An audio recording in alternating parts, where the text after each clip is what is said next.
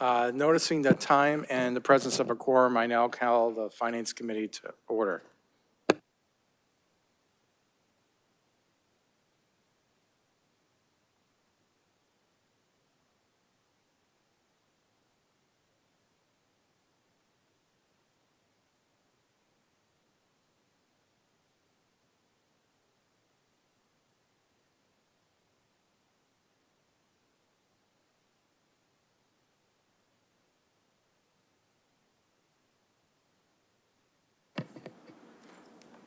Okay, good evening. Good to see all of you again. My name is Ellie Anderson. I am the Budget Director, and I'm here to give the fiscal year 2026 second quarter report. So this represents financials through the end of December.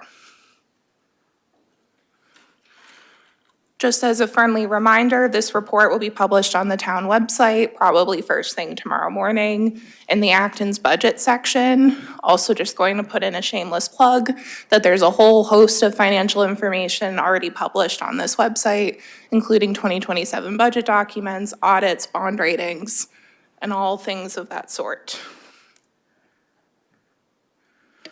So I will first begin with general fund revenues.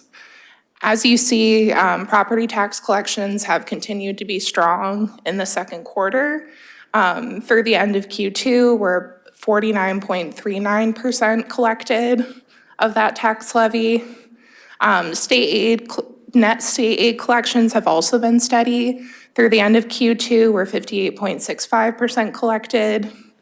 And local receipts are consistent with where we would expect to be at this point in the year. Right now, we're 44.49% collected.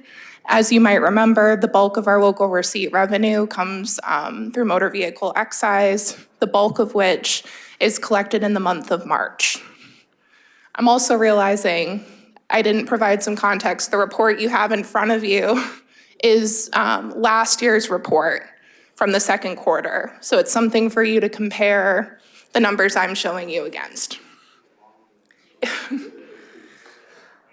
Another update, so cumulatively, we're 49.25% collected with about $30,500,000 in revenue in Q2. We did receive our free cash certification at the beginning of January, finally. That came in at $6,777,343. From an expenditure perspective, we're also exactly where we would expect to be at this point of the year. Through the end of December, we've spent $21.7 million, which comes out to 53.4% of the budget approved at town meeting. Moving on to our enterprise funds. Excuse me. The first one is the Septage Enterprise Fund. For this account, we were planning on collecting at least $102,500. Through the end of December, we've collected around $70,000, which comes out to 68.36% collection. Expenditures are currently at $46,451, which comes out to 27.87% spending of that approved budget. The retained earnings for this account, like free cash, were also certified by the DOR at the beginning of January. So the current certified fund balance for the Septage Enterprise is $187,671. Our next enterprise fund is the transfer station. Of our $670,000 target through the end of December, we've collected $572,852, which equates to an 85.5% collection rate. From a spending perspective, we've spent just over $700,000, which comes out to a 70.55% expenditure rate. I will note, because that is a higher number than you might expect, that embedded in that budget was the purchase of a front-end loader, which occurred in full at the end of Q2, which is kind of inflating that expenditure number a little bit. Moving on to the Sewer Enterprise Fund, through the end of December, we've collected $957,000, which comes out to a 43.20% collection rate. and we've spent just over $1 million, which comes out to a 38.85% spending rate. The retained earnings for this fund were also certified, and the current fund balance is $2,046,296. Next, we have the Ambulance Enterprise Fund. In this account, it is offset by a general fund subsidy, as well as the usage of retained earnings like with the previous enterprise funds. So with this account, we're expecting to collect $1,427,500, of which through the end of December, we've collected just over $810,000, which comes out to a 56.74% collection rate. We've spent $740,000 of our approved budget, which comes out to 38.10% spending. The certified fund balance for this account is now $428,222. Finally, for our enterprise funds, we have the Transportation Enterprise Fund. This account is also offset with a general fund subsidy, as well as a subsidy from the Commuter Lot Parking Fund, as well as the usage of retained earnings. So our revenue estimate was $248,000, of which we've collected $170,000, which comes out to 68.43%. We've spent $238,750, or 42.21%. The updated fund balance for this account is $113,739. Next, we have our revolving funds. The first of which is the fire alarm network. We've collected $9,300. We've spent $7,466, and the fund balance is the same as it was. For the building inspector revolving fund, we've collected $166,000, or 27.37% of our budget. We've spent $187,956, or 30.91% of the budget. You might remember that during the budget workshop, we discussed that in FY 2027, we're going to be transitioning a clerical position from the general fund to this revolving fund in an effort to kind of rebalance expenditures with revenues. Just a nod to this note on the bottom, this account has been reviewed. Next, we have our sealers of weights and measures. As you can see noted on the right, the bulk of the revenue for this account comes in the last quarter of the fiscal year. So at this point, as of the end of December, we've collected $2,355. We've spent just over $10,000. Yes. Next, we have our food service inspection fund. You'll see an increase in revenue from the last time that I presented because the bulk of this revenue does come in the Q2, Q3 timeframe, so this account is on track. So through the end of December, we've collected 65.24% of our budget, and spending is at 45% of the budget. Next, we have our hazardous materials. Through the end of December, we've collected 19.68% of our budget, and we've spent 24.33% of that budget. Next, we have the Historic District Commission. We've collected $140 so far, and we have not spent anything. Next, we have our Stormwater Inspections Revolving Fund. We've collected $27,808, or 14.42%, and we've spent $10,785,000, or 5.59%. Next, we have the Crosstown Connect Revolving Fund. We've collected $32,921, or 18.29%, and we've spent just under $7,000, which is 3.89%. Next, we have the Roadway Maintenance Revolving Fund.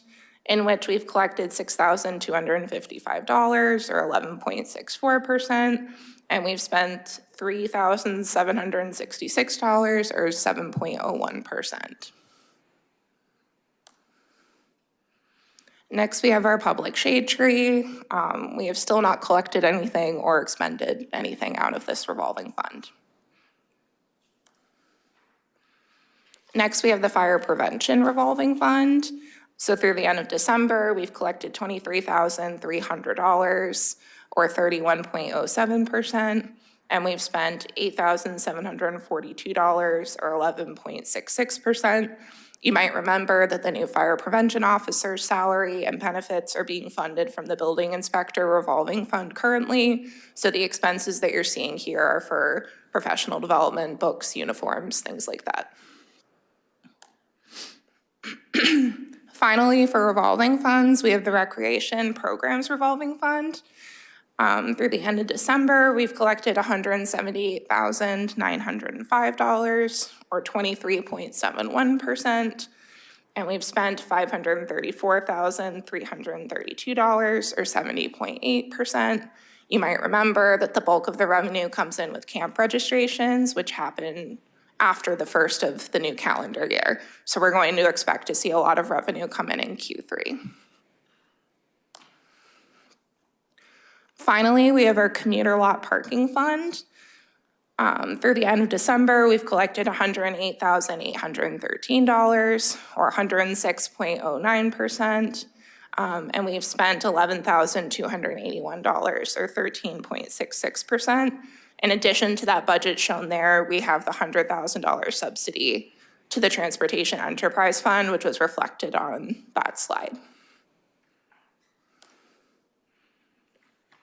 And that's all of our funds and budgets, and I'm happy to take any questions you might have. Go ahead, Roland.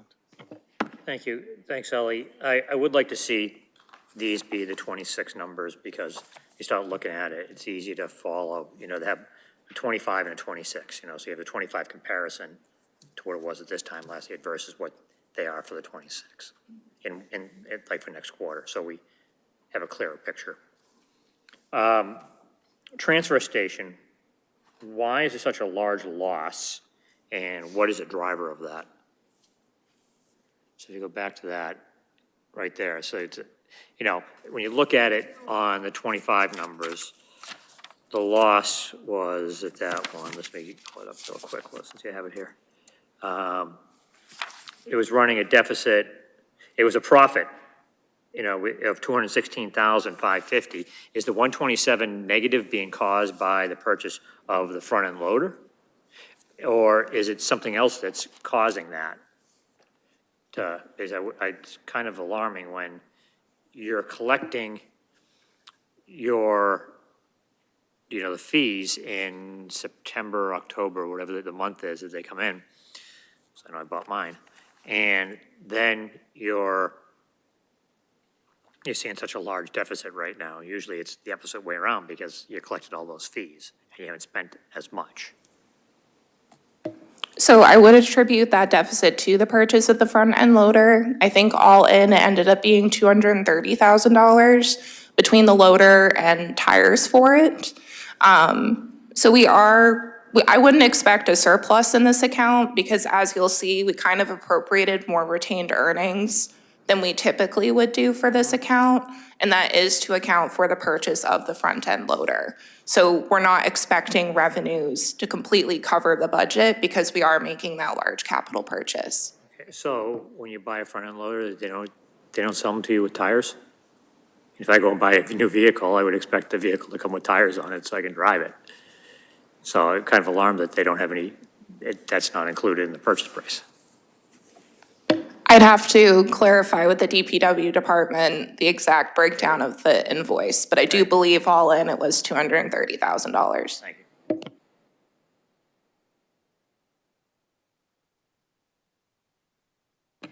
I believe we're getting rid of the fire alarm network. If we are, what happens to the fund, the money that's in it? Because it's got a fair amount. That is something we're still working through. I do believe the decommissioning of the fire alarm network is going to happen over the next 2 to 3 years. And I've been told by the fire chief that there will be an extensive amount of overtime, which is needed to complete that decommissioning. So what that fund balance will end up being when all of that overtime is done, we'll have to see. But it is something that we're currently looking into. Thank you. And I had somehow missed that Crosstown Connect got moved out to a revolving fund from an enterprise fund. How is that, where does that match up with the transportation fund? So at least to my knowledge, we've always had 2 accounts. Okay. So the enterprise fund is kind of the main operating account for the transportation service. And then the revolving fund collects payments from other partners towards the transportation service. So there used to be a transportation management agreement, and private businesses and other communities would pay into this. Okay. And then that's kind of what this account was used for. That situation's kind of evolving, but right now what's being collected in there are public partner agreements from the town of Littleton. Okay, and where do user, like, fares go in? The transportation's currently fare-free. The revenue that the enterprise fund collects is from the LRTA. Thank you. I just wanted, I was going to ask a question about the fire alarm network, just because I'm trying to understand it better.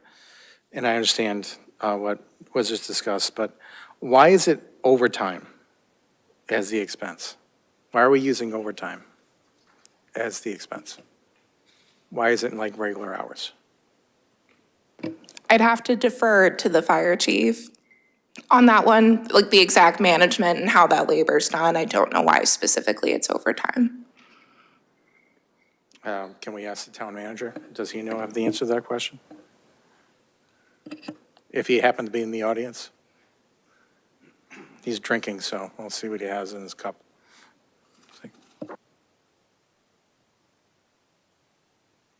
Thanks for calling me up here. John Mangiari, I'm the town manager. The fire alarm network is not part of the typical shift work that the fire department does on a daily basis, and it's for many years been assigned to, I think, 3 or maybe 4, or in some cases more people that do it outside of their regular shift work. It's sort of, they're taking the bucket truck up and they're wiring things and fixing alarm boxes, and it's just always been treated as a different program.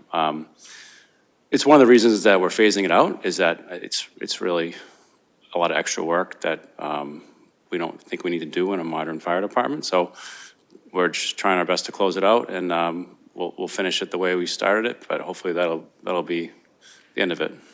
So they were not necessarily doing work on them, but they were going around and checking them to make sure they were functioning properly? Is that, or were they? No, they'll go out, like, they'll work their 24 hours on, 24 hours off, 24 hours on, and then they'll come back a couple days later and do a 4-hour shift of fixing alarm boxes or wiring the wires to get to the alarm boxes. So it's a different programmatic work. They're not responding to emergencies while they're in the bucket truck.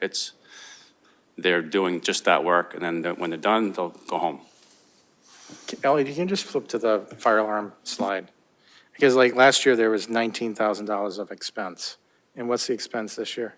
$7,000. Okay, that's more reasonable. All right, so, okay, I get it's outside of the time, so outside of the normal hours, and that's how it's been done. Are they really doing a lot of work to rewire these things constantly? I mean, or is there a lot, are they always breaking down?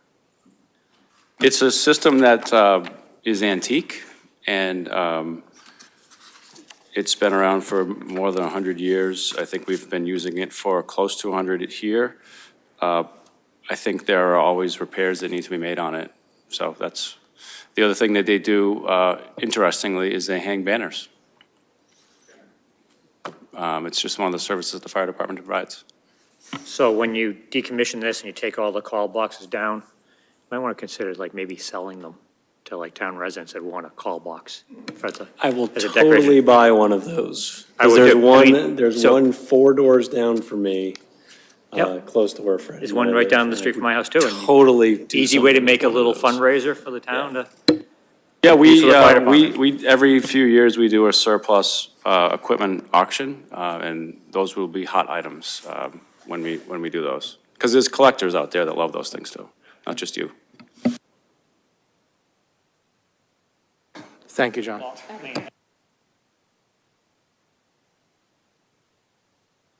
And a broad question, first off, thank you for giving us the presentation. Any adverse trends, any red flags, any warning signs that you want to call out? I didn't see anything that really stood out to me as worrying when I was preparing this report. So I think overall, we're exactly where I would expect to be. Hi. So I'm looking at the building inspector one, and so last year you were at 45%, and this year we're at 20. Is that, are those fees not constant? Why are we so low this year compared to that last year, and also we're higher on expenses? Is that an issue at all? So I will note that the reason why we're higher on expenses is because this fiscal year is when we first introduced the fire prevention officer, which is why we have a higher expense percentage than we have in previous years. With the revenues, I think the building department's typically busiest in the spring season when the weather's better. So this is something that we'll monitor, but it's not really worrisome given the time of year. Okay, all right, thank you. I guess, it's like it's. Thank you very much. Thank you. I don't think we have any other questions on the Q2 financial update. Thank you both.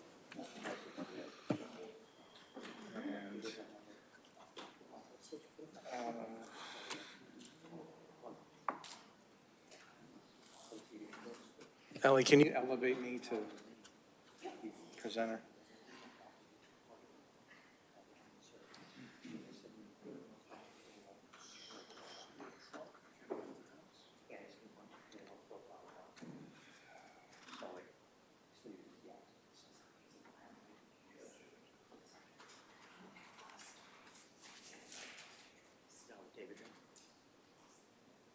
Again, the second, yeah. Now we're gonna do public comments. Thank you, I need to share.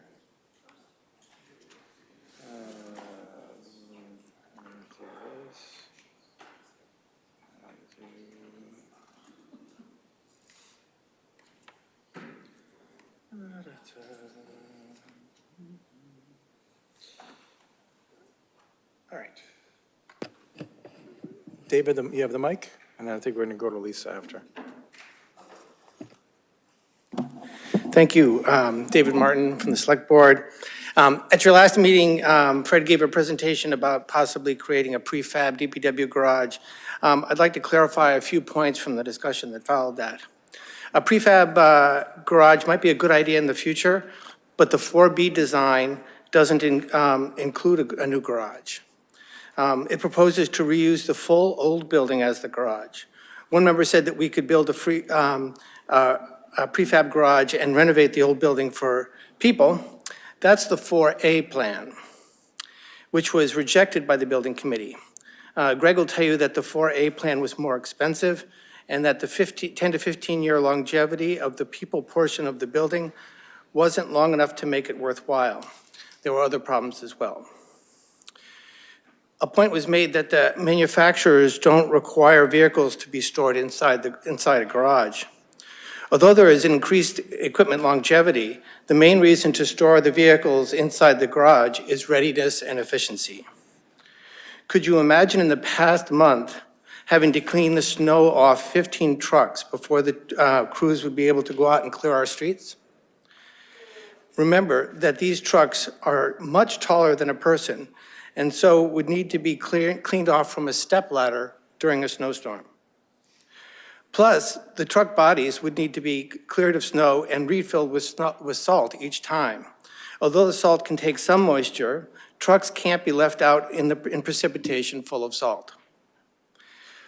Plus, The mechanism and hydraulics of the plows could freeze, making them unreliable. Some thought that having a heated garage would be a luxury. The garage is now and in the future to be minimally heated, just enough so that the ice melts, the hydraulics work, and the diesel engines start. This winter would have been a particular problem without a garage. In the summer, a garage is important for readiness as well. Just one example, instead of being parked safely in a garage overnight, trucks and trailers would need to be unloaded and have their contents secured each evening and then reloaded each morning. There was concern that the new facility doesn't need mechanical bays. Actually, our mechanics are essential. Not only do they save us money by doing maintenance and repairs, including on police cruisers, it would be impractical to take 2 DPW workers to drive 25 miles away and drop off and pick up vehicles each time that they need service. Never mind that it's not practical to drive street sweepers and bobcats 25 miles. I don't think we even have a trailer for our front end loader, never mind a truck to tow it with. Again, the mechanics provide readiness and efficiency. For example, in the past month, mechanics fixed sanders and other storm-related equipment to keep our crews on the streets. Like all DPW employees, our mechanics provide essential services to the town. They need a safe place to conduct their work. They need a reasonable place to store their parts. But by the way, the mechanics bays in the old building are not big enough to put the plow trucks up on lifts, making service more difficult. The recommended 4B design proposes a smaller new building where DPW employees would work. It would renovate and reuse the old building as the equipment garage. Thank you. I have DPW on the agenda after the school, so we'll address feedback on David's comments at that time. I wanted to give Lisa the mic for I have a slide on. Well, do you want to do the slides first? No, I think you do your thing, and I have the email that was sent in, just a snippet of it. Yeah, you can sit down. That might just might be easier. Yeah. And hit the mic too.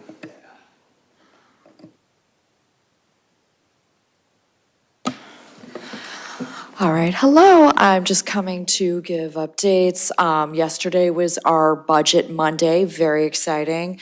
Last night, the preliminary budget was voted to end up being a 4.75 increase and coming to $122,593,238 exactly. And this is with Acton's preliminary assessment at 3.75 increase and Boxborough's at 5.57% increase, with a note for the fact that enrollment numbers in Boxborough have gone up, but for Acton that they've declined. So just noting the reason for that difference there. Part of the contributing factors to the budget was a transfer of $1 million from excess and deficiency, which is the school district's version of what the town has for free cash, and for a one-time usage for some of those one-time costs, Dillinger Rad and moving expenses. Some of the other things that have contributed to the budget, just some things that were notable were the 14.4% health insurance increase. There was a little bit of good news there. It was originally thought to be moving up to 18% as an increase, but that was good news that we got there, only 14.4. And there was a 16.09% increase in out-of-district special education cost for tuitions. And just a couple things to note, that to manage some of the immediate financial pressures, the district has strategically reduced OPEB trust fund contributions by $355, prioritizing short-term assessment stability over long-term liability funding.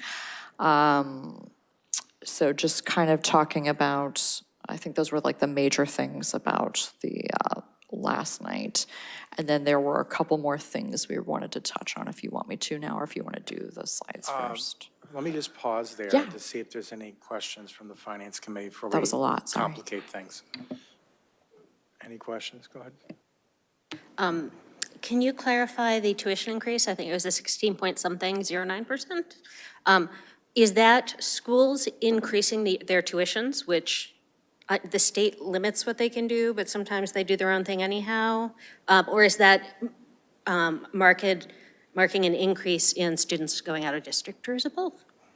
There was an increase in those out-of-district costs, so for CASE, that went up, and so that was what contributed to that 16.09% increase. And is that tuition and transportation?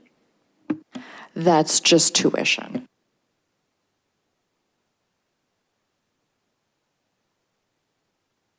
Any other thoughts? To be clear, we have no choice about that, right?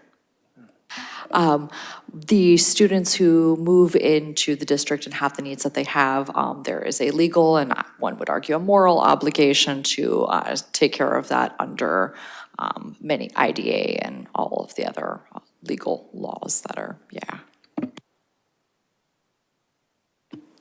So it's a 16% increase in the tuition costs? Like she said, it's not more kids. It's an increase in the cost for out-of-district special education cost overall. So that, I don't know what the number of kids, like if we had more move in, but it's, from what I understand, that number largely pertains to the cost going up for that out-of-district placement. Okay, I guess so my question is, or comment, Yeah. is there any way, if these out-of-district placements, if these providers can just raise their prices without any consideration for what towns and districts can absorb, being like, is there any pressure that can be brought to bear from the state or anybody that they can push back and say, like, we can't afford a 14% increase or whatever the number is? I don't know if there's a mechanism for that, or if there needs to be. Yeah, there's been a lot of legislative advocacy happening, asking for more Chapter 78, because we definitely need more funds overall as a school district, and I think that there's a lot of advocacy asking the state for more money. It's not just a matter of getting more money, it's Right. pressuring them to not put through, it's like the health insurance, putting through double-digit increases Yeah. year after year. It's like, they're gonna break budgets. Yeah, it's because it's a private company. It's harder to regulate that. It would be nice if there were more regulations that, because of the service that they provide and understanding the nature of that and understanding who they're providing that service to, if there was some way to limit that. But that could be an area of opportunity probably for advocacy. Roland wants to say something, but I'll just say, like, if they're a private company, but their clientele is public school students, they're not a private company. So I'll just say that. Yeah, but I do want to speak one more thing. There was a new program introduced, or that's going to be rolled out in elementary school. It's that STEP program. So one of the things that was talked about last night was how can more things be brought in-house to reduce the number of students that are sent out of district, because if there's a way to serve those needs in-house, that's obviously better and one way to mitigate cost. So, but great question, yeah. I guess to follow up is that we don't know from year over year if we are sending more students to CASE than what we were last year. You know, so if it goes up by 16 point whatever %, does that include that we're sending 10 more students or we're sending less? If we're sending less, then, you know, so that's the type of thing we need to understand is what's the population that we're sending out of district, right? And without that number, the 16.9 could be reasonable if we're sending 25 more students. But if we're not, and we're sending less, then that can explain those things, right? That explains that the increase is actually higher. The other one is how many are we sending to charter school and what's the cost to send them to charter school? You know, at Parker, is that there's got to be a cost to that, I mean, because they're not in-house here, right? So I guess that's another part of the equation that wasn't addressed last night. The other concern that I had is, I'm not sure if you're going to address this or not, is that AB wants to start a robotics area. Would Minuteman just cut theirs because they don't have any students who want to go into it? So it's kind of like, did they do the research before? And they're going to need specialized equipment to do that. And what's that going to cost? And that's not really addressed. So it's only $10,000 additional. Well, when you're trying to save money, 10,000 here, 10,000 there, eventually adds up to real money. And so there are things like that that I still think that it needs more scrutiny. Fair points. Thank you for expressing some of those concerns. Yeah. And for the charters, and for some of those incoming, for those changes and fluctuations, I don't have more current numbers than the ones that have already been previously published from the previous year, but yeah, I just want to mention that. Sorry. Don't expect you to have this right now, but it'd be great to have an idea if kids ever graduate out of our programs and don't need to continue.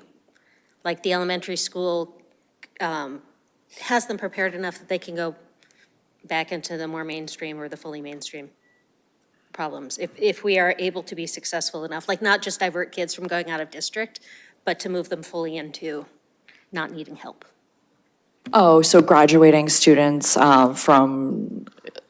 sometimes there's like IEP graduation, like where they graduate out of an IEP or they may no longer need certain services depending on the student. But yeah, that's very much student to student, and I wouldn't have those numbers, but something to think about. And I think it's really helpful to try as much as we can as a district to address those needs in-house so we don't have to send them away and they compete with their peers who, live nearby, which is nice. Greg? One of the things that I've seen on the internet, and I know you're not supposed to believe everything you read on the internet, but that's where I work, is that there are people who believe we can postpone the AB forward decision by a year and that it won't have any impact on needing an override. And can you, as a finance committee person, I look at that and say, excuse me, how do you do that? But there was also discussion last night. I think one of the questions that came up from the audience was if people come to town meeting and vote down the school budget, which is another thing I've read on the internet, that there is this long, complex process where we have to redo the budget, come back, redo the budget, go to a joint town meeting with Boxborough. So I guess my question is, do you have any clarifying information that we should be sharing? Can I just pause for a second? That's my next slide. Nice introduction, Greg. We did not rehearse this. No. No. Great segue.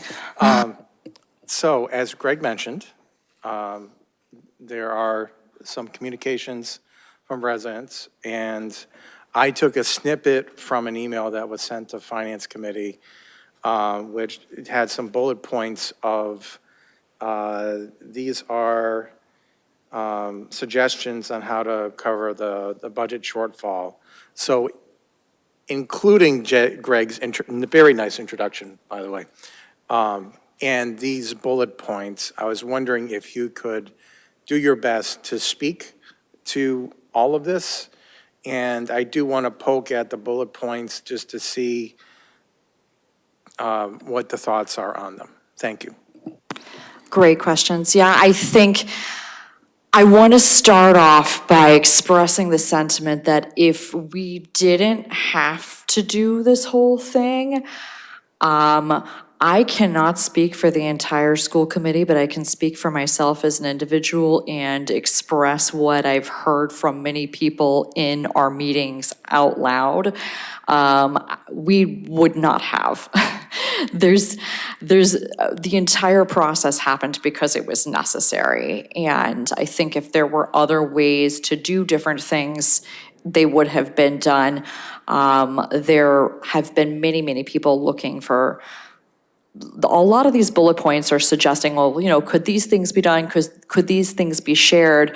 And I just want to reassure all of you and reassure the public and parents and all of the people who have been affected by the recent decision that all of those things were examined for whether or not they were feasible, because many people had many suggestions, and the bullet points that I'm seeing were all different suggestions that people have made throughout different points in the process. And I want to make it really clear that every single email has been read, every single public comment submitted has been considered, everything that anyone has said on a survey has been looked at, read, examined, and if there were any other avenue to do what we're doing, that would have been done. However, the process went as it did and the decisions that resulted happened. It is unfortunate that there are not other ways to accomplish what has been accomplished through reorganization without having to do that. But unfortunately, reorganization was necessary. Enrollment has been declining. The student needs have become more complex, and it was really important when we're thinking about how to become more efficient as a school district, how to better share resources, how to be smart with the incredible talented people that we have in thinking about how to best serve our students. The entire process was necessary, and the timeline, because of the projected shortfall that we were going to have and having that mitigated through reorganization. So the entire effort that was done was to avoid getting to a place where we just have to cut a whole bunch of staff haphazardly and without careful thought, consideration, and planning. So while that's usually an ugly thing and no one likes to think about having to, do a reduction of force, sometimes it's necessary. But I can assure everyone listening and watching that that would have been far worse had there not been this planning and this reorganization taking place. The consequences of not voting for the upcoming, the budget that has, was discussed last night and coming to town will be absolutely devastating. I think what a lot of people don't realize, a couple of things.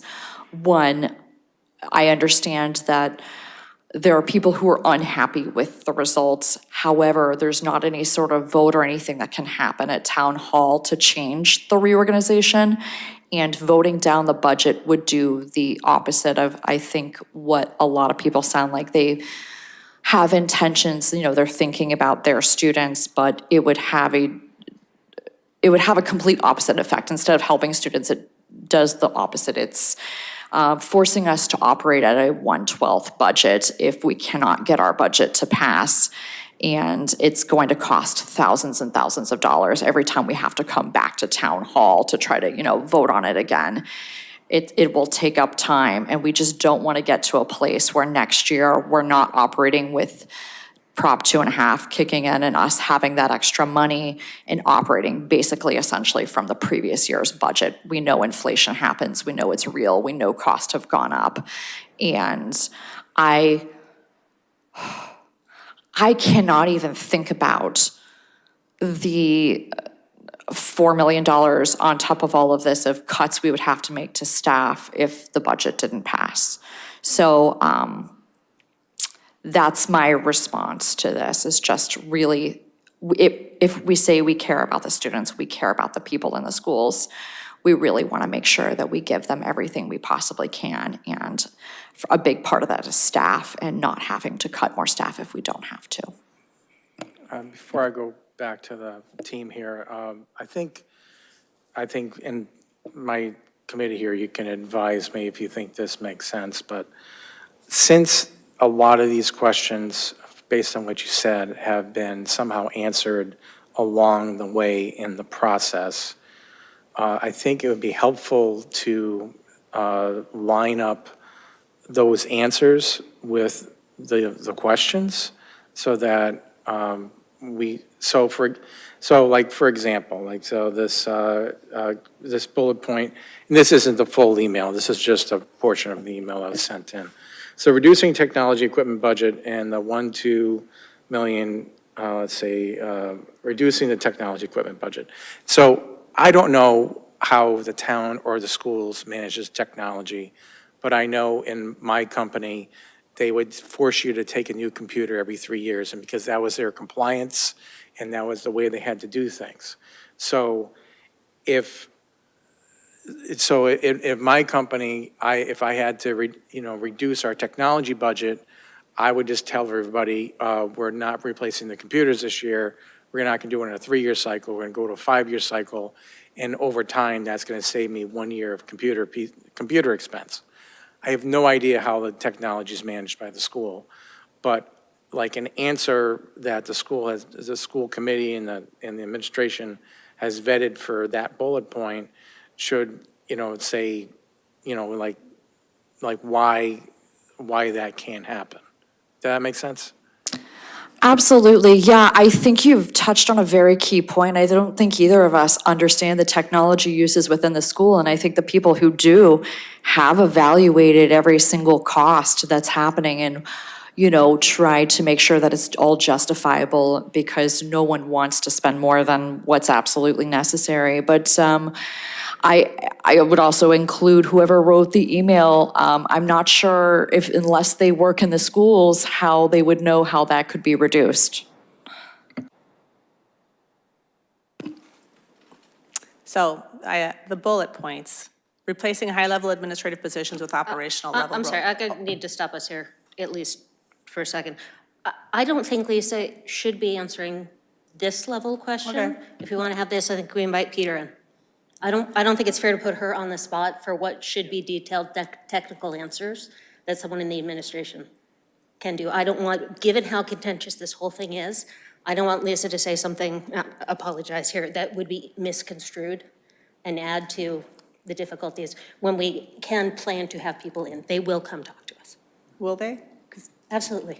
Actually, the person who wrote this email they were reached out to, and it was asked if they wanted to have a meeting with leadership, and we are still waiting on a response. So I do want to make sure that everyone is assured that people who are reaching out are getting meetings, face-to-face meetings with leadership when they are requesting them, and people are taking the time to respond to the emails. So when people have had concerns, they have been addressed, and thank you for saying that, Christy, because when it's talking about specific line item things and being able to justify those things, because I don't work in the school and work in those departments, it's very difficult for me to say how many laptops are issued currently in their age. Yeah, I agree. I think we should bring it up a little bit. So one couple things. So is it true Peter Light is moving on? Not this next school year. He's going to be with us for the 26-27 school year, and then we'll be leaving after that. And that's the Abu Dhabi thing? Yes. Yeah, okay, got it. So he's going to be here through that.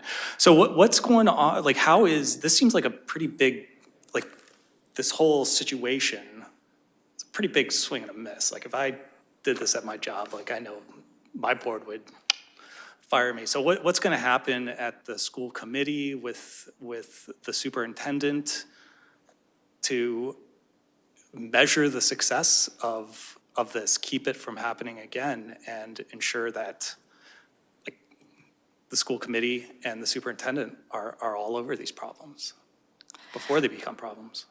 So Fred, just to make sure I understand your question, because I want to make sure that I understand, there will be a superintendent search that happens for a new superintendent. Understood. When it's, that time comes to replace him, but I would assume so. you mean measuring the success of the reorganization in terms of like student outcomes? No, I mean, that's obviously part of it, but more of the financials. Like this situation is not great. And there had to have been some, I think if and I'm not essentially, whether it's the superintendent, whether it's the school board, it's probably both, like keeping an eye on this kind of stuff and planning 4 years ago instead of making a quick adjustment now that's gonna, that's doing everything to be frankly. This has been 2 years in the making. There was the entire elementary budget task force prior to the AB forward process. But I can understand there's a lot of, I know there's a lot of feelings out there. I'm a parent, there's other parents. And I would say that, there's a lot of feelings. I know a lot of people are, the change is difficult. I understand. But that's not an answer, and that's Yeah. what we keep hearing. if It's I- like, it's a lot of feelings. Okay, great. How is it going to be managed? How is it going to be managed? So so I think there's going to be a lot of oversight, and we have a lot of people in administration that'll be looking at that, and obviously there are many ways to monitor student progress, and we know from there's the multi-tiered system, there's all the different ways that students are monitored, and we put in those extra counselors.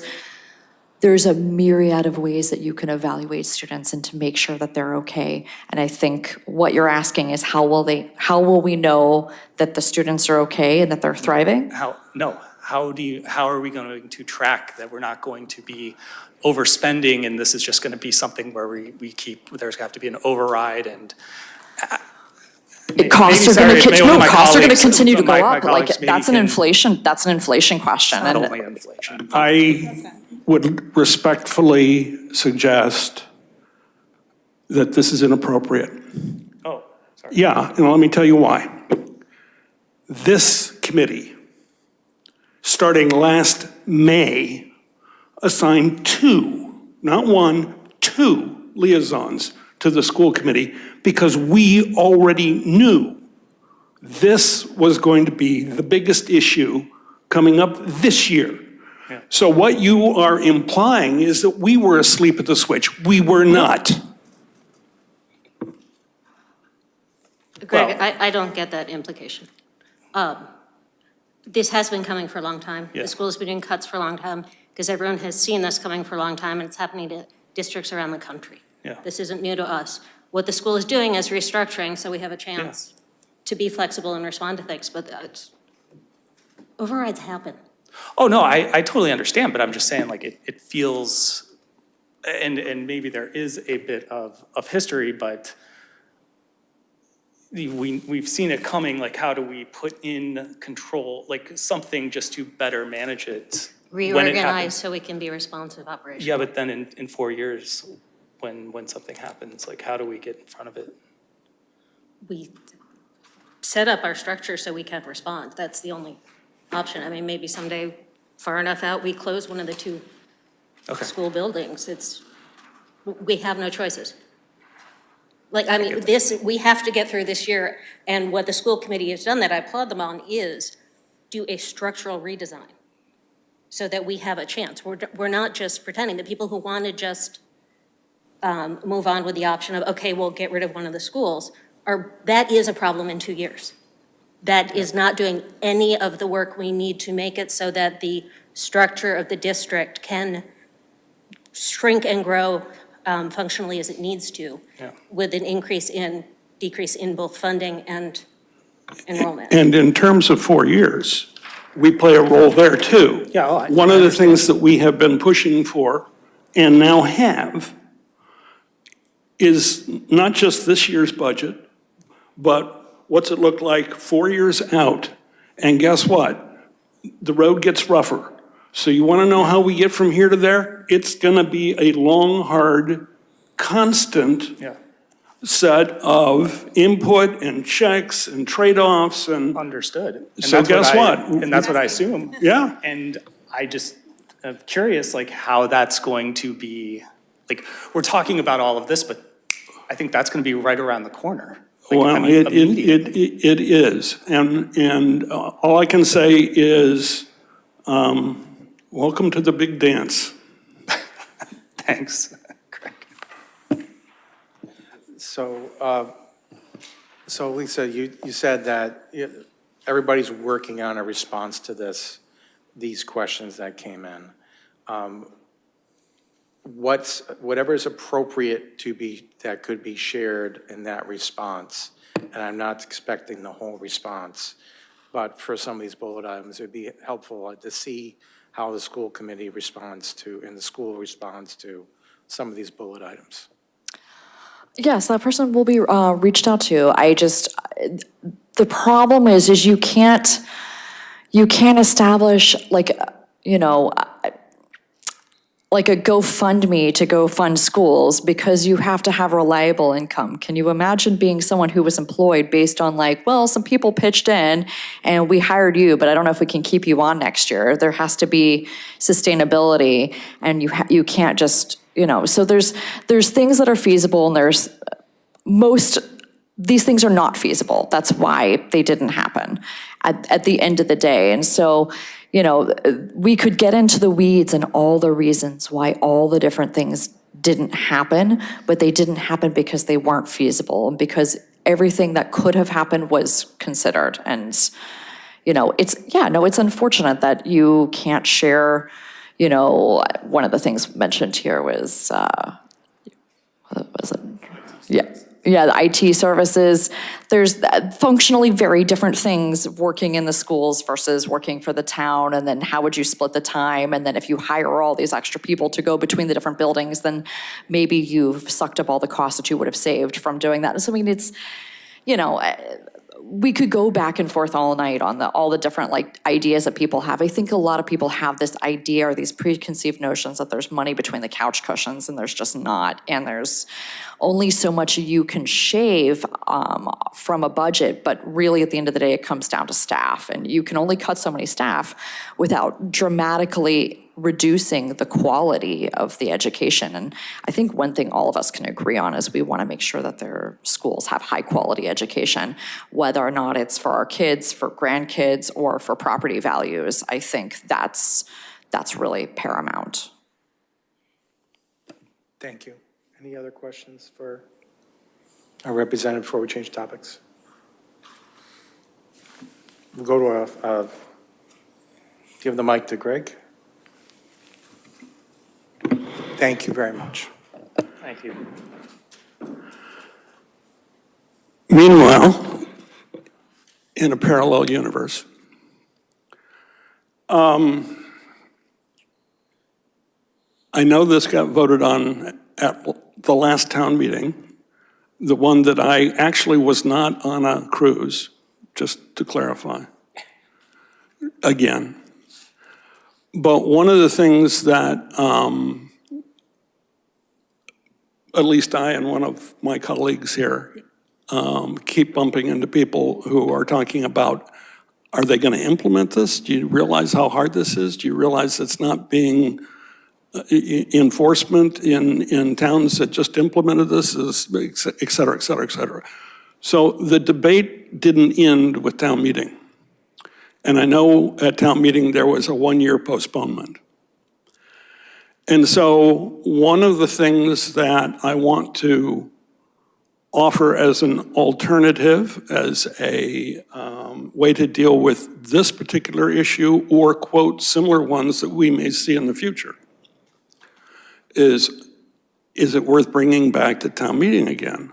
I don't know. What I do know is there's a way to find out. And we've seen examples of it over this past several months of people who do surveys. And ironically, I do surveys. One of the things we discussed at our last meeting was what's the right sample size for a town like Acton? That's the right sample size for a town like Acton. That's correct. And it turns out there are tools, one of which is called Google Forms, where you can put together your survey for free. And when people fill it out, it collects the data and analyzes it for you for free. All you need to do, huh? Yeah, okay. But then you've got a spreadsheet, and trust me, there's a lot of us who are fluent in spreadsheet. So the question then becomes, what about the questions? And so one of the things that I did as a conversation was to say, okay, how many questions? And I've put together a list of them. I can read them to you if you want. I can email them to everybody if they want to look them over. But the questions can get edited. That's not the issue. The point is, about 10 questions could be asked in about 5 minutes, and you could get a sample size close to 400. And then you could take a question, and this one is, should we revisit this issue at the upcoming town meeting or not? And if we do we delay another year? Do we delay 2 years? You can ask those questions, get some feedback, and figure out, is this worth the effort? Or do we have enough on our plate already? Thank you very much. You know, that was interesting. So I want to bring this up because, it's about leaf blowers. But it could be about, you pick it. And this is something that I think we've seen citizens do it, we've seen the town do it, we've seen the schools do it, and you know what? The Finance Committee could be doing these surveys too. Before I go to Fred, I would like to just make one clarification on this device. I've been using this as a snow blower this winter. It rocks. The gas-powered leaf blower has been clearing my driveway and my neighbors when he was on vacation. Any light puffy snow that's less than a couple inches, you can do a driveway in less than 10 minutes. It's better than shoveling. So that's one thought, but that's irrelevant. But my thought is that I agree with you. Google Form survey, easy. It doesn't take long to do it. I don't think there's any harm in Finance Committee doing a survey.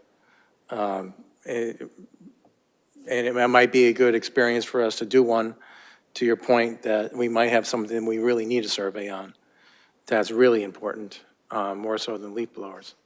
So I would be in favor of a survey, and I would think we just vet the questions, but I will listen to everyone else's opinion on this. You want to go? Sure. Go. Are there rules for surveys and survey distribution for us? Yeah, we can't spend money. Okay. And so I was thinking, Acton parents on Facebook is a pretty large group. So I brought this up the last time we talked about it. Okay. It only works if it's truly randomized. We can't just, 435, great.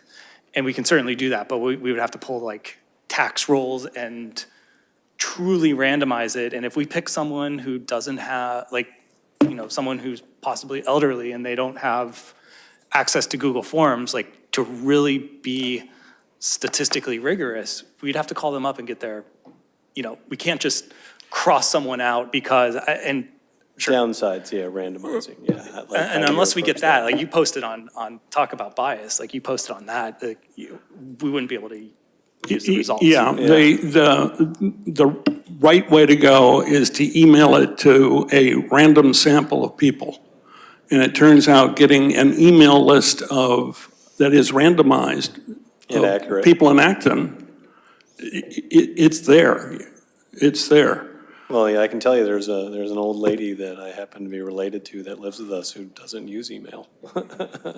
So if you're going to, so that's not random either. So what's the best approach for us to get one out? Well, if we were going to, it should be on census data. No, you can do it on census data.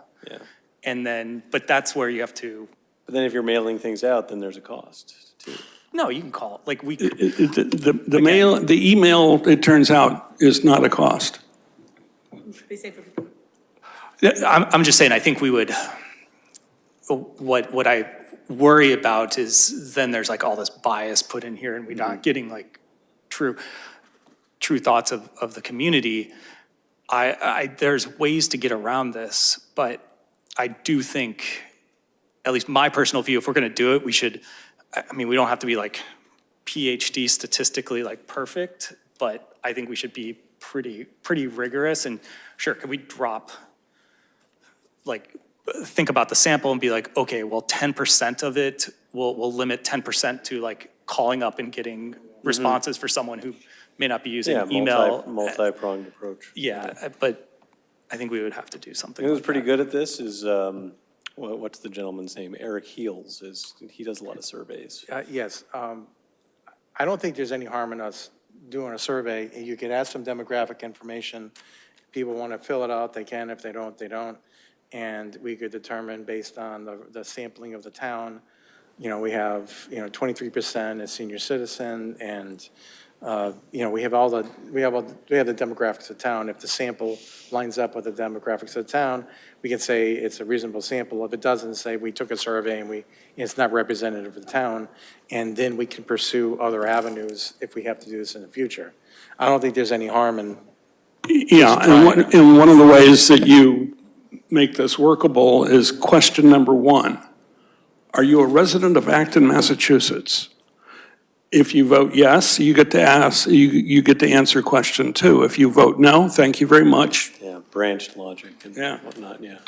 I've done that before. Do you want to do anything with this now?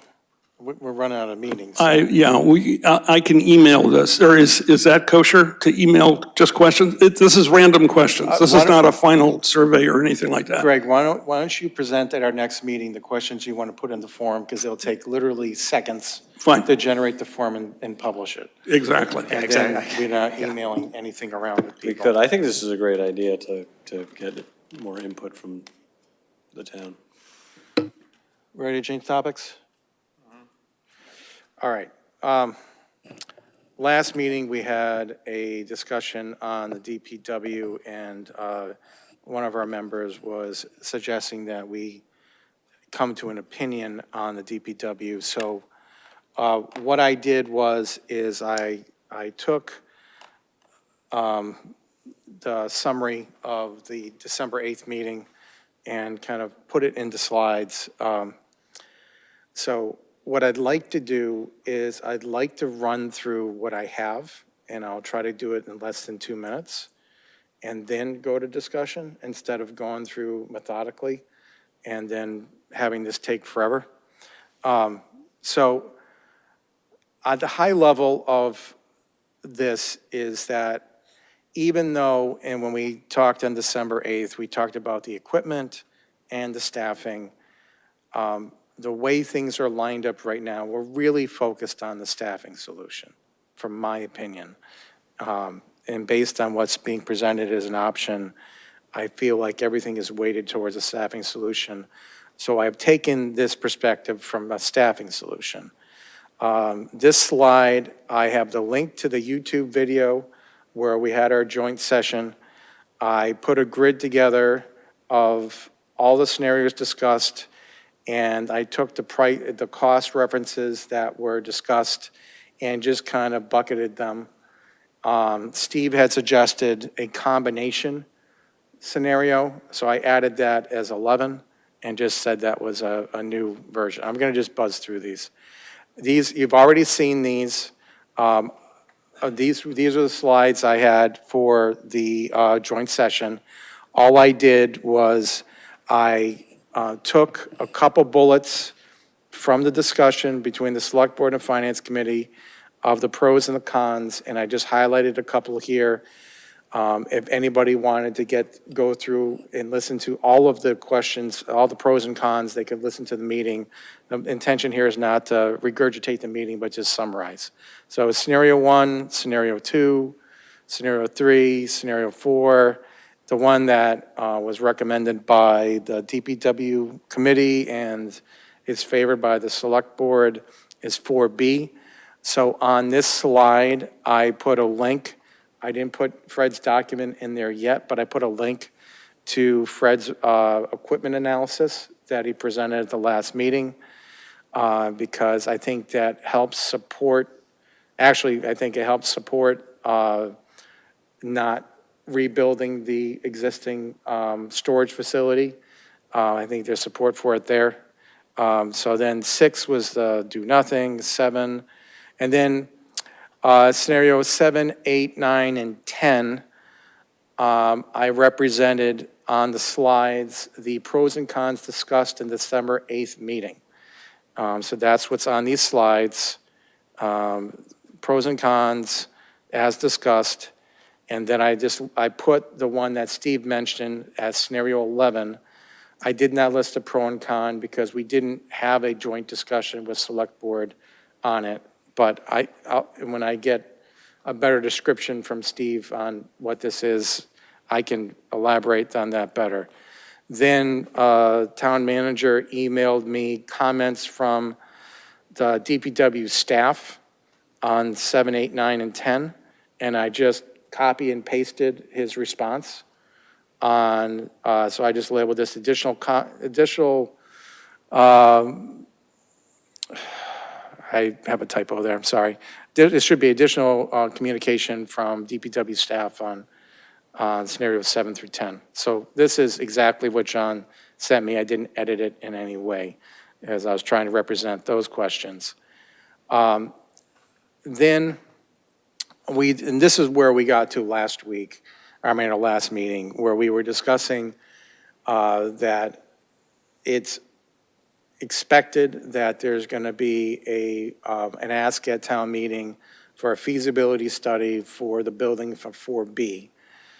And that is going to be for the building design and to get the plans together for it, because they can't go to town meeting and ask for money until they have a real lock-in estimate on the cost.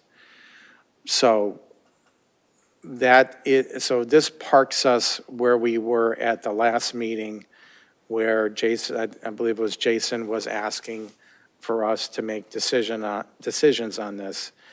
And I'm just going to throw my 2 cents in before I let this thing walk around the group. I would say for the feasibility study and the plan design, I don't know if it's possible, but I would want to see that feasibility study include like a modular design for the staff building so that sections could be added or subtracted. We don't know, I don't think we know what we're going to be able to afford. And I don't think we know what the cost of this really is going to be. We have estimates, but I don't know what the true cost is going to be. And I think that if they're going to do a plan design, I think it should be modular so that you can add, subtract, and whatever they spend the money on should hopefully have some longevity and value. So if they're doing something like, if they do a design and it can't be funded in next year's budget, but maybe a year or 2 years from now it can be funded, they don't have to rip up the plans and start all over again with the feasibility study. Like do a feasibility study that can be used and is timeless. I don't know if that's possible, but those are my thoughts. I can go back anywhere on this deck. I'll just let everybody else chime in. So for the ones that were presented, I like the 4B the best right now. My concern is, do we need to move the mechanics bays? Can we leave them where they are, maybe expand on where they are? So you get more functionality for the mechanics, and I agree, keeping mechanics in-house. And there's a lot of benefit to that. I mean, if you get one of the F-350s, 450s, whatever they are, and they have to be maintained, you got to bring them over to Acton Ford. You know, it's all the other side of town, and if you just need something quick, our mechanic's going to take care of it. It's going to be back on the road, be back utilized. So I would like to see that as also an option. Maybe that's what Steve was getting at. I don't know. About keeping the mechanic space kind of where they are. You know, maybe doing something with that part of the design, but I do like the idea of your idea of the admin building being modular, where you can say, hey, this is what we need right now, but 10 years down the road, 20 years down the road, we might need something different. We may need to add more staff. We may, you know, and being able to if we had to add something on, we could add it on as a wing or whatever. With this design too, is the admin building abuts up against Taylor Road, which will then shield noise from the neighbors of the building, of the existing building too. when they're starting up with storm and things. And given what David said tonight, I agree, because I see people driving on the road with mounds of snow on top of their vehicle that they didn't take off, and they're flying off all over the place. And I saw that multiple times last week, and my friend said they saw Acton police stop somebody because the person couldn't even see out of the vehicle. And they're driving around, like, and it just boggles my mind. I can just figure out what everything else is like. So I think if we can do something with 4B and get that to that next stage and figure out if there's a way that can be modular and give us room for growth, I think that's our best avenue. I mean, not rebuilding the whole building. I would like to see doors on the sides, but I guess this building, unfortunately, we can't do that. So there are things we just need to consider with that. But I mean, overall, this is my favorite so far.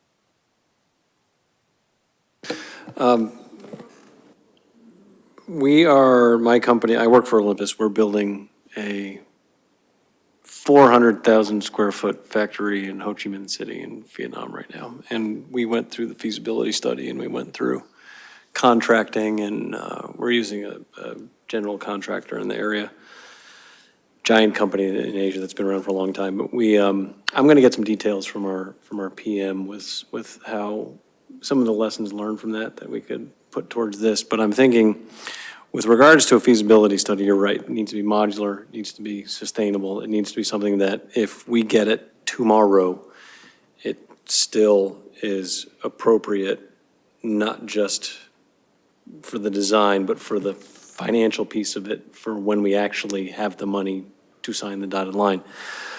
But there are certain things that we can look out for and negotiate with whomever is going to be the GC for this.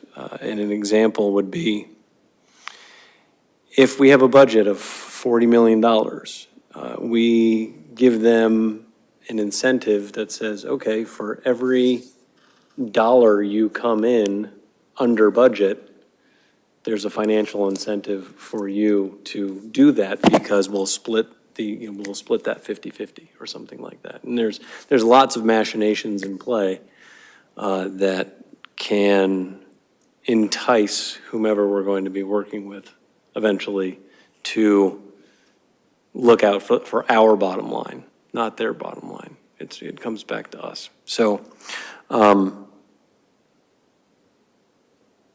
that said, I'm going to reach out to our overall program manager tomorrow morning, Steve, and I'll come back with either I'll send it via email to the group here, or I'll bring it back for the next meeting for some ideas for a feasibility study, because I don't want to, I mean, we've already done one, right? We've done this before. How much money has been spent to date on the DPW project that has not, It's probably $1.3 million. Right. That is a significant amount of money, and we don't want to make the same mistakes that we've already made. Let me rephrase that. We don't want to make mistakes based upon what we've done already. So.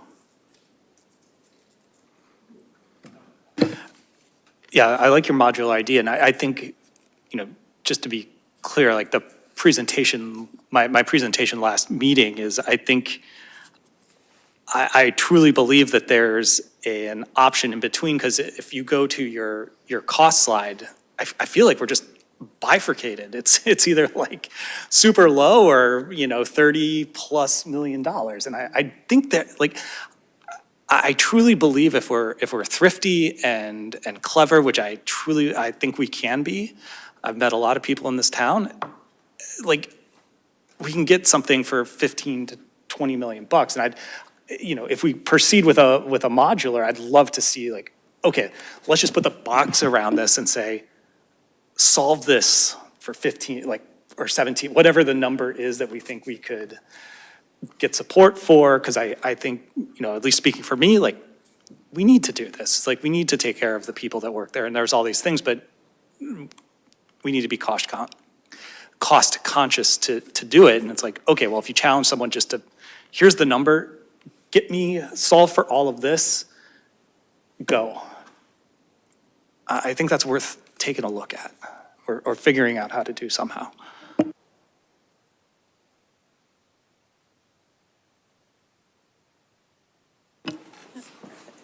So I'm on option 2. To me, if we're going to spend 30 million, we may as well spend 40 million. And if we do the 4B now, then we'll have to come back in, I don't know, 10 years and do something like a 4A, do the garage. We'll have another $20 million project in front of us.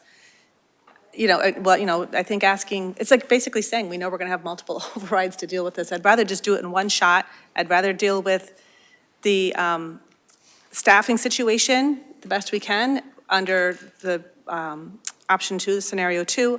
I think it would maybe even be less than that, because that included doing the green stuff, which I don't think we should have to do for a renovation. It's not new construction or anything, but like I said, to me, it's the 4B or scenario 1, it's the same order of magnitude. It's going to be a difference of maybe, I don't know, 30 or 40 bucks on an annual property tax bill.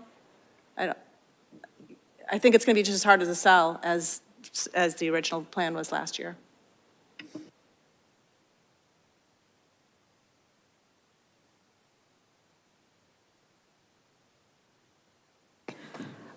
We've been told by the people who know about operations, including David, who just stood up, that our current situation is insufficient. Not being able to put our plows, I think it was, on lifts in our current work bays means we cannot use that for maintaining our equipment. In the time frame of this building, I can only see that getting worse. So just a reno of the current building isn't going to do it. The current building is end of life. It was not designed to be functional, and incredibly, that frankly pisses me off. I'm someone who loves old houses, et cetera. They don't build things like they used to. That building was not designed to be in function as long as it is. I mean, just life of materials, et cetera, what you're dealing with there. For me, it comes down to really a question of the select board has chosen 4B. So I think they have misunderstood our many attempts at questioning and coming up with new plans as trying to control the situation, where I see it as our trying to come up with something we think can be afforded, that the public will support, with the recognition, as we start out with saying right away, that this is about helping the staff. And I think that's where we got into a fight, and I got really angry at our last meeting about this. For me, it's going to just come down to, if the select board says it's 4B, with what we know about what's coming with school overrides, or budget overrides, it's not just going to be the school, honestly. We've got another one coming soon. And do we think this is the way to do the money now? It's not going to get any easier. This stuff is only going to get more expensive. So what scale do we think we actually need? I'm going to say work bays that can actually work with our vehicles, to me, is an important. So I don't like it. I'm inclined towards 4B for those reasons. I think it's the kind of the best compromise. I think you could argue that, which was what I was hearing Corinne say, we can't afford it right now. So do something cheap and keep going, unless I misunderstood what scenario 2 was. I thought that was the So really scenario cheap one. 2 is like renovate the existing staffing space, to bring that up to go, to make that so that there's women's facilities and all that stuff. And so when I say I support that, I kind of do mean that as a short money thing. Yeah. So that, like I said, right now, the schools are still projecting, even after the reorg, 5.5% increases every year. Like I said, until they get that in order, I don't think we can, go to the town with a $30 million override. So like I said, maybe we do something for 10 million, make that last for, if it's 5 years, whatever, and then when the bottom line starts looking better on the ALG worksheet, we come back with the op scenario 1. If that's the way we decide to go, we have to realize that this is another fight. And if that's what we think it is. But that's what, we are squarely setting ourselves against the select board at that point, against their opinion. That's another just no. And 2's not going to happen unless they wanted to. So my independent opinion on this is a lot of these scenarios that involve working on the existing space and expecting the staff to work at the same time, I can't see that being cheap.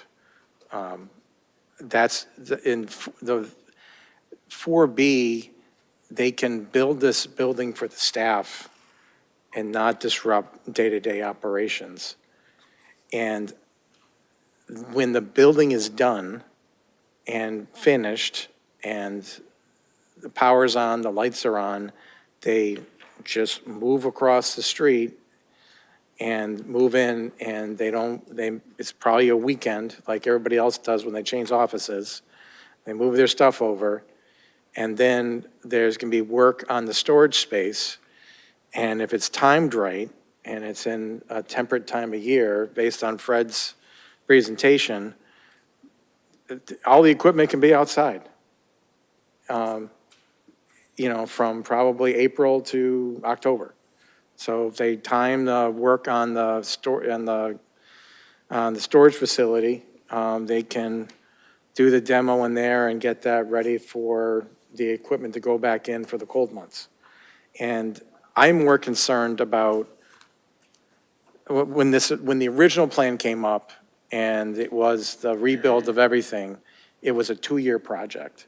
And I don't know how long this will take, but knowing that they were gonna work around staff for 2 years, and I don't know, I've had experience working around things in the work environment where things are happening, and I find it disruptive, it's dangerous, like, every night, like, they have to put things, they get to clear things up so that it's safe, and, everything just takes so much longer, and Greg made a point when this was brought up originally about, like, all the contractors and their contracts, and so I mentioned the modular design, not because that's kind of the way I want the building to look, but if it's designed from the perspective that they can add or subtract pieces to it without changing the plan design, so that if they design it and then, I don't know, they decide, the town thinks it's too expensive by $5 million, and we have to take the staff and move them someplace else. And the building is just missing the staff component. They just delete that off the building. The way it was structured, like the staff is on the right, and the way I think that it was designed is that as the air quality gets worse, it gets farther away from the staff. So that's kind of why I was thinking about modular. So I'm most concerned about a project that is planned for 2 years and lasts 3. And then we have a staff that can't function for a 3-year period, and they're managing 100 pieces of equipment, and then, they might be missing their repair bays and all those things. That's what I'm concerned with. And I think 4B minimizes the length of the project and gets the staffing need fixed the fastest. That's my opinion.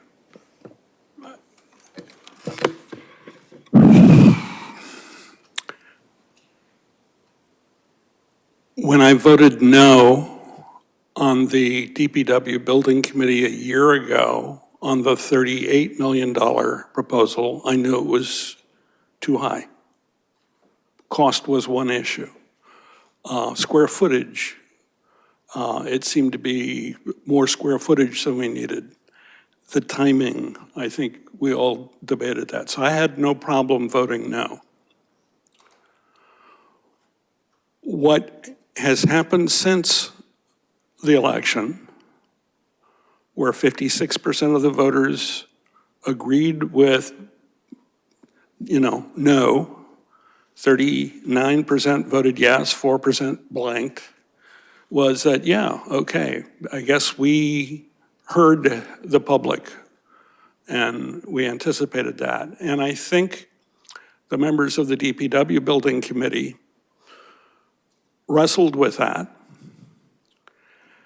When they brought in a new consultant, I tried to ask my test questions to say, are you here to blow smoke or are you here to solve a problem?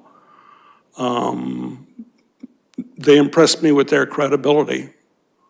One of the first things they admitted was that the geothermal wells were way more expensive than even members of the DPW building committee had as their working number. And that's one of the reasons why you don't see them in the current proposal. They also came back with 4 proposals. 4A was 4. And it was because of this committee, the Finance Committee, basically saying, you've got the cart in front of the horse. You've got this brand-new garage and a renovated office for the employees. No, no, no, no. We want to see the flip side. We think the employees are the important thing, and the garage is not where the heavy investment ought to be made. So this proposal, believe it or not, if you look through the record, was our recommendation. Please explore this. Now, I will admit that I may have made a mistake because one of the questions that the consultants, Arrow Street, asked is, do you have a number in mind? And we hadn't had this conversation yet. And it's a little hard to sit there and say, well, I can't represent the best thinking of my colleagues because we haven't talked about numbers. So I threw out the lowest number I had seen another public building constructed for, which was 10 million. I said, if you can come into 10 million, oh yeah, okay, inflation, 12 million. If you can come into 10 to 12, you know, I know a finance committee that would take a look at that number and say, okay, now we're talking. Now, what happened when we got the numbers on the 5 options, 4A and 4B, is there was a gap. There was this lowball number at, I don't know if it was 11 million, 12 million, whatever it was. And then the next highest was 29. And it was like, at this finance committee meeting, I said, we're missing this piece in the middle. So this isn't new news. But when we went into the DPW building committee to say, okay, are we going to replay what we did a year ago? And we'll vote no, you vote yes, and we'll see what happens. What I found were 4 other members of that committee that were willing to compromise. And the compromise, which may not seem significant to us because we look at the numbers, but the significant to them was it wasn't all new, only new. If it's not new, it's not worth it. It was like, okay, how about for the employees, a new office? And for the equipment, how about a renovation? And that's 4B. Now, is $29, I wish, $29 million gonna fly? I don't know. I don't know. My guess is you're right. There's gonna be other issues floating around a year from now, 2 years from now. We don't know what the economy is going to look like. Heck, I don't even think the Fed knows what the economy is going to look like. So we can't predict that. But what I believe is if we want to be prepared to take some action in the foreseeable future, this is the path that we're going to end up on. It may get modified, it may get value engineered, whatever, but it's going to look more like this than any of the other proposals. So let me go back to the all renovation option, because it was the number that I threw out. I really wish it was viable, but we established 3 criteria. Affordability was one of it. This was the most affordable. Okay, big win. The second one was longevity. And we're talking about doing a lot of work for a solution that may last, I don't know, 5 years? Maybe if we stretch it longer. And then we got to go back and do something again? Well, that's kicking the can down the road. So we didn't get all excited over the longevity thing here. And the last one that we looked at was functionality. Does it solve the problem? And we looked, and it was kind of like, not any more than where we currently are, really. So we're going to spend a lot of money to do very little, and then we're going to have to replace it in 5 years. So we ended up not voting for scenario 2. Despite the fact that I would have loved the price point, it just didn't meet the other 2 criteria. And getting 4 people who had a year earlier all voted for new construction to go for a hybrid solution, some renovation, but for the part that, for the trucks, and some new construction, whether it's modular or not modular, that's I don't know, I'm not an architect, so I understand the concept of modularity. But I haven't built a building, so I couldn't tell you about the trade-offs, so I don't know. But what I do know is about what in Massachusetts is called public construction law. And I ended up knowing that because I worked as a legislative aide for 2 years when they brought a reform bill in 1980 to the legislature called the Ward Commission to change how we build public construction in Massachusetts. And they created the Inspector General office, but didn't give it subpoena power. So it was like, okay, so you reformed something, but you didn't go all the way, okay. And when it came to public construction, they said, okay, well, you should add somebody to represent the town to manage all these subcontractors. And that's how we got that clerk of the works kind of concept added to the public construction law. But there are going to be anywhere from 11 to 18 subcontractors who are not brought in by the general contractor. And the general contractor is going to have to work with them because they filed the acceptable bid for HVAC or, fill in the blank. And hurting 18 or 11 or whatever the number is, it's going to be a double-digit number, cats, is the reason why we went to an earlier meeting of the DPW building committee and said, do not make this a 2-year process. You are inviting what has happened in every other public construction program in the state, which is that's where the expenses go up. Keep it tight in time frame. And I agree. Scenario 4B gets us into the right ballpark. Is it the perfect solution? No, it was a compromise. And as somebody who voted for that compromise, I'm going to stick with it, partly because, you know what? I'm not going to move the goalposts on the people that I negotiated with in good faith. They gave up stuff too. But you don't care about how I feel about my vote. What I think is it gets us closer to a solution that we can say, you know what? It's expensive, and you know why? Public construction costs in Massachusetts have spiked since 2020. All those early low prices that I looked at for public construction were projects that were approved in 2019. And what has happened since 2020 is public construction is no longer $240 a square foot, it's $600, $700, $800 a square foot. And it's like, what? And that was before tariffs. And that was before I started cracking down on immigrants, many of whom work in the construction industry. So yeah, we're gonna have a lot of things to watch like a hawk. But I think this is the path that we're going to end up traveling because it's the viable one.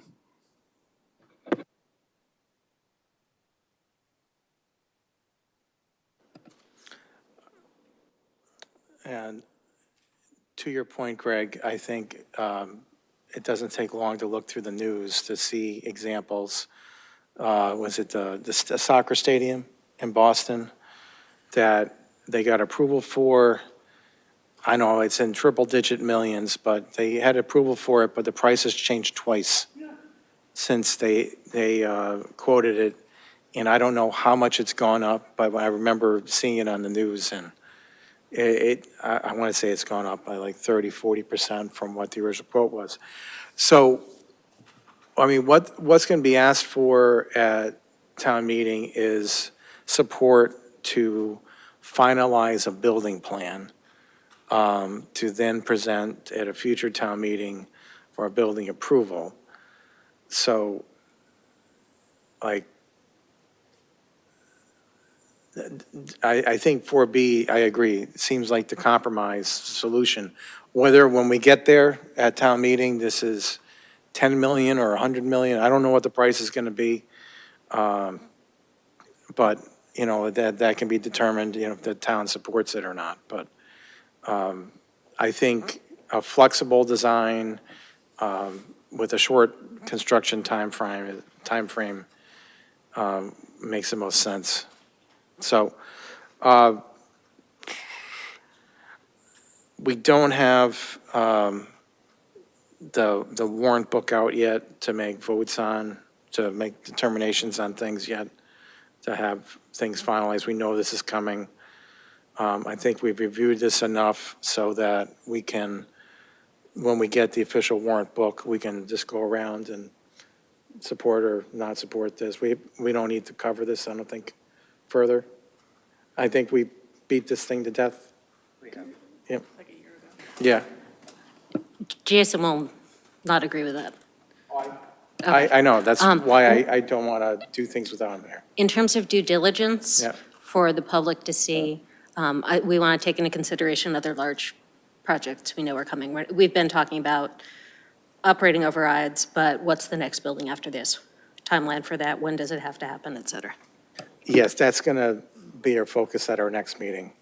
But I wanted to just bury this and have a succinct summary and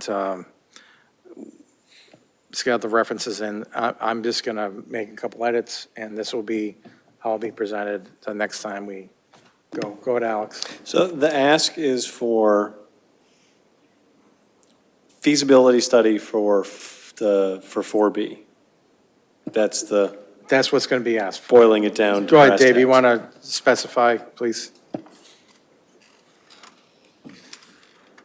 Design, so just use the proper terminology. So this has been feasibility studied to death. So we had a design for the last building. This is a design which will include detailed costing plans, Okay. that kind of thing. So basically a buildable design. Does it include timelines and, you know, I mean, is it get down to the actual project?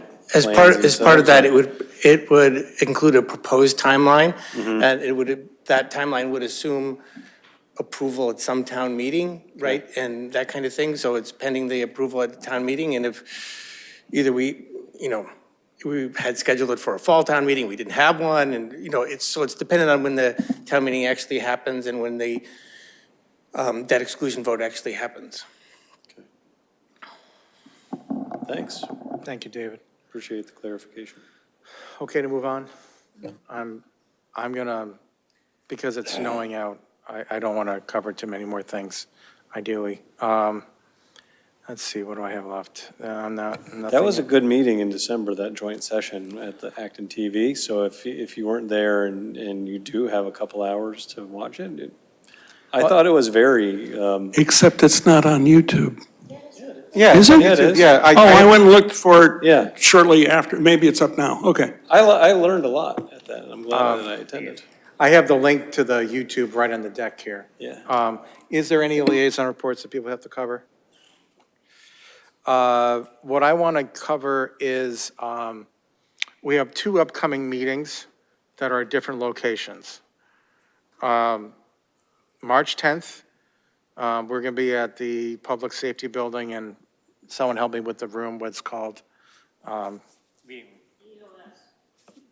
whatever, Operations Center, yeah.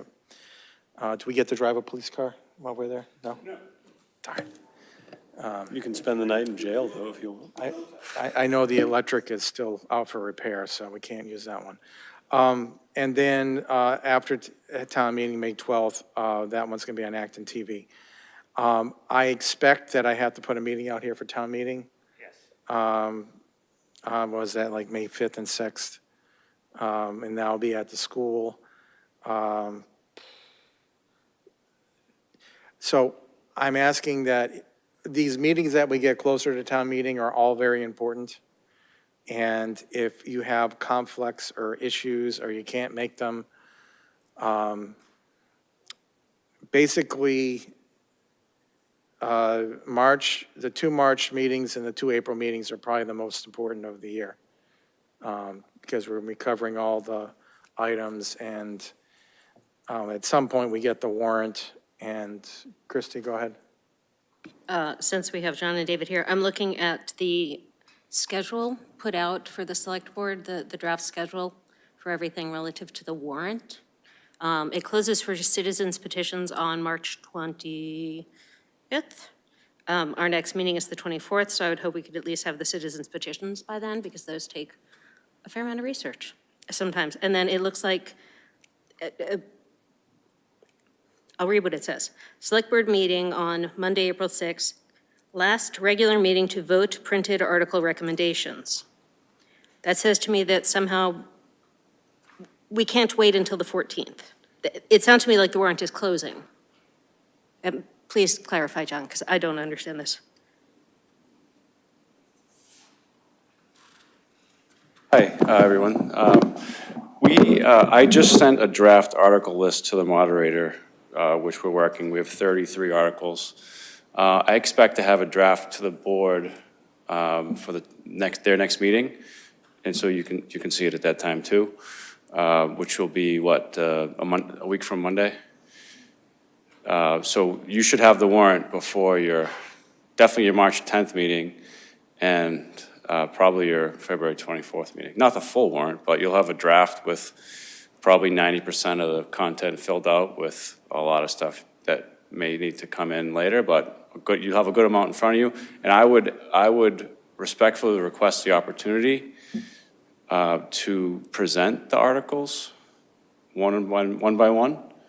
If you're up to it, if you're into that, I'd be happy to do it. I'd sit right there, I'd sit right here, I'd stand wherever you want me to at the public safety facility, and I can explain exactly what I know about every article. The citizen petition articles, as you mentioned, will come in.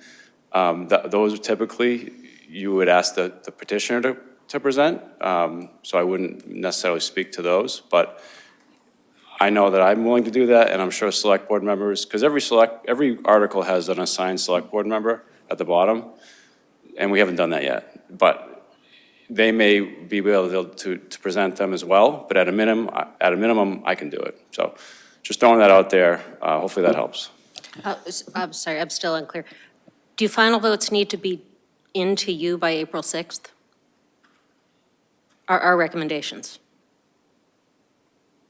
Yes, so we would need to have, if you want your recommendation to be at the bottom of the article in the warrant, we would need to have it before it goes to print, which is before your April 14th meeting, yeah. So Okay. if you don't have another meeting scheduled. You're saying that it'll be like 90% at our March 24th meeting? By then, I think it would be further along than that. I was saying 90% by the end of this month. Okay, so just because I'm talking, apparently. March 10th, we can start looking at things. Absolutely, yeah. I think if there's 32 articles, there'll probably be a handful more. You could probably start taking positions on at least 20 of those at your March 10th meeting, if not more. Thank you, Scott. I just wanted to clarify the schedule. I appreciate you doing the clarification, because that helped me tremendously. Go on, Fred. Doesn't it sound, should we move the 24th meeting to what would that be, the 31st? It's going to be very hard for us, I think, to get space. I think that No. with the leadership, whatever forum that they're doing, they have a meeting that drops into our space. That's why I lost the March 10th meeting. We can always, I think, I would rather, instead of move a meeting, I would rather add a meeting if we feel it's necessary, and then we can figure out where we're going. So we could meet between the 10th and the 24th, and I don't want to meet on St. Patrick's Day. And I think that would be St. Patrick's Day, and I don't want to meet on St. Patrick's Day. But, hey, my company gives us a cultural holiday, and I think that is my holiday. I plan to take that day off. We also need to schedule to get the CPC in. I don't know when the CPC? Yeah. I will liaison with them once we get to that point when we figure out when we want them to come in. I could probably reach out now a little bit and see how, I don't know if John knows how far along they are on that at all. I think they're meeting right now. Okay. I think, yeah, they're moving along. All right, thank you. All right, that was the longest I think we've ever spent on the next meeting slide, this season of, thank you, John. David still has, he wants us to talk more about leaf blowers. Go No, ahead. I just want to make sure, because you said town meeting's 5th and 6th, and in case public is listening, it's the 4th and the 5th. Oh, no one listens to our meetings. Okay. Anyway, No. starts Monday the 4th. That's all right, what's the dates for town meeting again? Monday the 4th, Monday, the 4th of May. and almost certainly Tuesday the 5th. All right, so May the 4th be with us. Yes. All May right. the 4th be with us. Yeah. No, we're on the 8th, dude, we're on the 8th. Yeah, they can. All right, Fred, the most important thing you're going to do the entire day, please do it. Yeah, I move to adjourn the meeting. Second. All in favor? Aye. Aye. All opposed? Abstained? We are adjourned. Thank you.